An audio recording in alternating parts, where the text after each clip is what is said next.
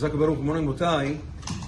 that we are within 30 days of Pesach, part of the mitzvah bi'ur chametz. Bi'ur chametz is not only when you clean the house and actually burn the chametz on Erev Pesach.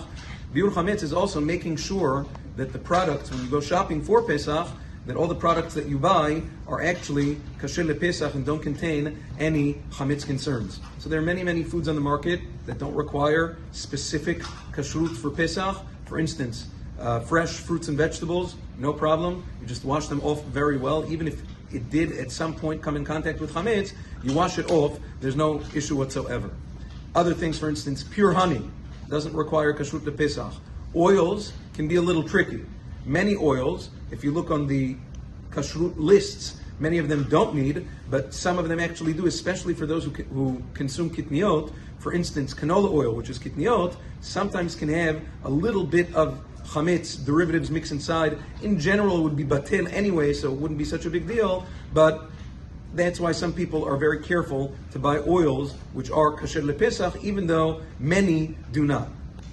Also, very important to note that nuts, roasted nuts and dried fruits, the process that these things go through require a very good kashrut lePesach, because sometimes there's actual flour that's used in the process. So all dried fruits, nuts, and things of that nature do require kashrut lePesach. Be careful about that.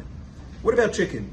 It was customary once upon a time to make sure that all chicken came kasher lePesach. And the reason for that is, there's a Gemara, there's a Shulchan Aruch in Siman Tav Samach Zayin, they used to feed chickens wheat kernels. And sometimes after shchita, they would find the wheat kernel in the chicken's stomach, even after cooking. If you look in Shulchan Aruch, what happens if you cook the chicken on Pesach and then afterwards you find a wheat kernel inside? The Gemara discusses if it's cracked, if it's not cracked, did it burst, is it real chametz, afek chametz? So because of that, people were very careful to purchase chickens only with kashrut lePesach.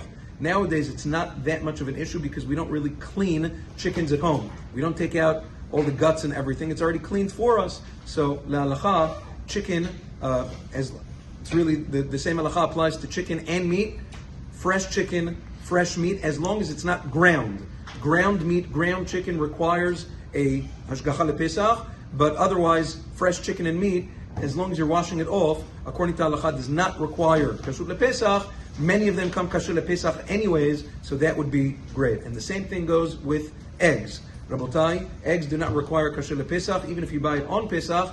Even in Israel, where they stamp them, some poskim wanted to say the ink has chametz derivatives. It's not ra'ui la'achilat ha'kelev, and therefore you don't have to worry about that. Especially in the United States, where the eggs are not stamped, there's no issue whatsoever. The rule of thumb is buy everything kasher lePesach unless you see in a specific list. I've spoken about this before.